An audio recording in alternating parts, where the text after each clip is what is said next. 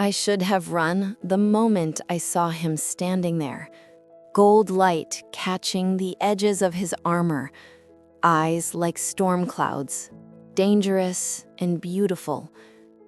My breath hitched, chest tightening as if my own heartbeat was warning me to flee. "You shouldn't have come here," he said, voice low, trembling with both warning and something else, something that made my knees weak. His fingers brushed my arm, just barely, and I felt fire crawl up my skin. I wanted to pull away, but every instinct in me, fear, desire, maybe fate, held me there. The forest around us crackled with magic, shadows twisting like they were alive, whispering my name. I had a choice: run and live with regret, or stay and risk everything. My life had always been one of shadows and silence. I grew up in the outskirts of Arendelle, a city where royalty whispered and commoners dared not dream. My parents were gone, taken by the sickness that had swept the land, and all that was left of me was a ragged cloak, a small pouch of coins, and a stubborn heart that refused to surrender. Every day was survival, every night a prayer. I never imagined magic would choose me or him. He was a storm dressed as a man, Prince Kaelin, heir to the throne, cursed with power that could destroy or save, and yet he was here in my life, claiming me in ways I didn't understand. The kingdom had rules, strict ones, about who could touch the royal blood, who could share a secret glance, who could even breathe the same air. And yet, here he was, violating every law, daring me to respond. I first saw him when I was running from the city guards. I had nothing, no one, but they had taken notice of me, of my strange ability to hear the whispers of the forest. I could feel the magic in the trees, the hum beneath the soil, and I had learned to hide it, or so I thought. He had seen it, of course, like he always did. He had power to recognize the extraordinary in a crowd of ordinary. He had power to see me.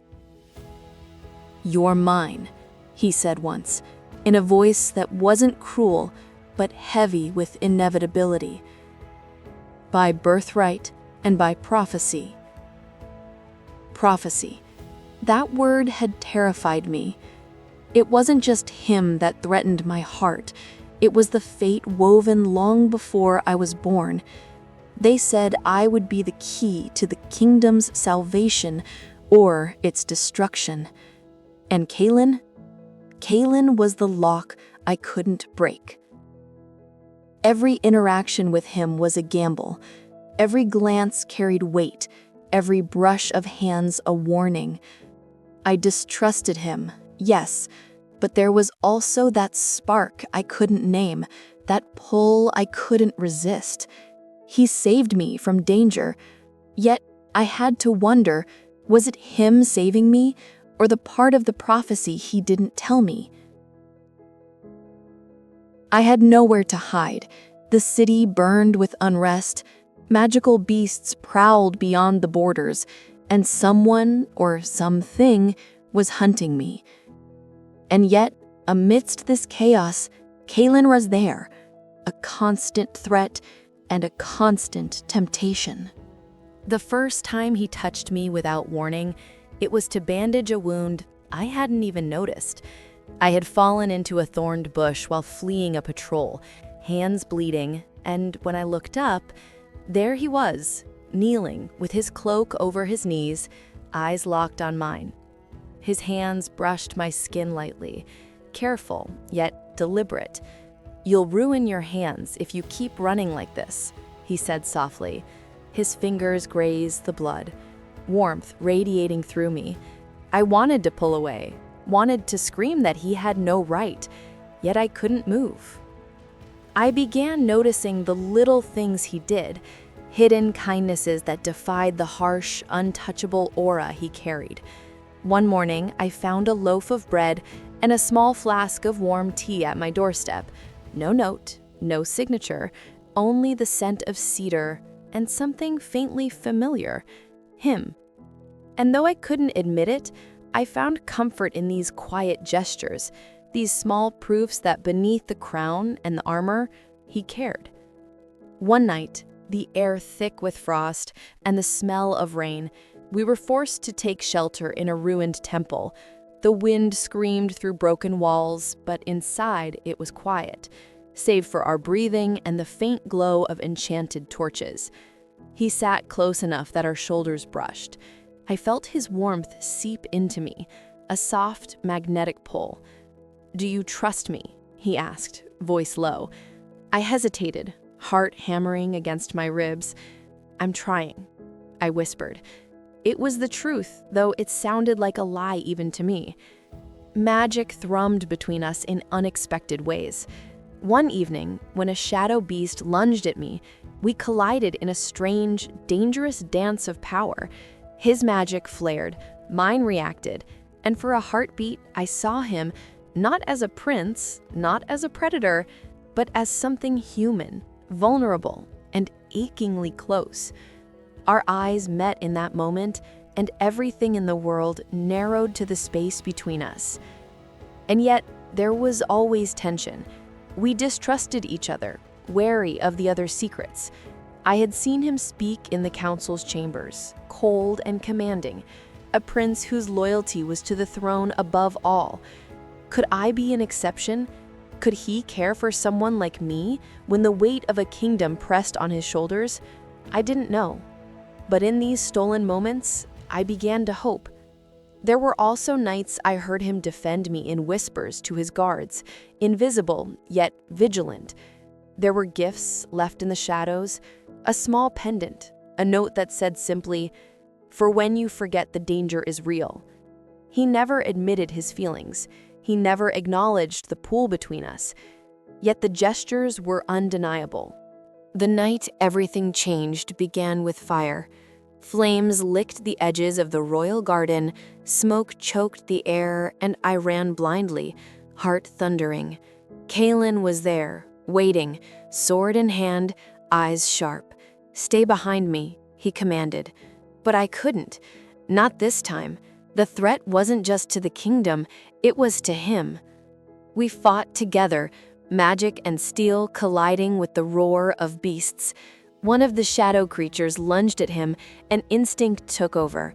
I grabbed a shard of light-infused crystal, piercing the darkness, saving him. Pain and fear sharpened everything.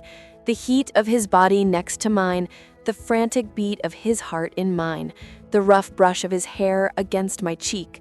"Why didn't you listen?"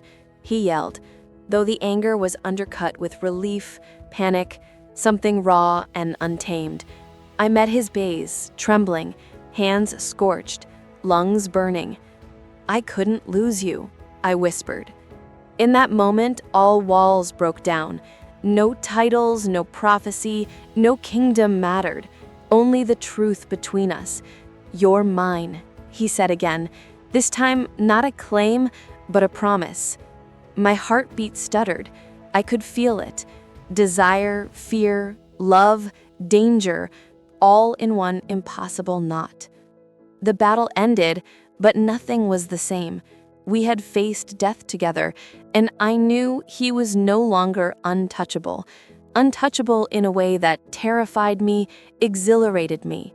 And as he looked at me, wounded but alive, there was no royal distance left, only the fragile, dangerous connection we had fought to preserve.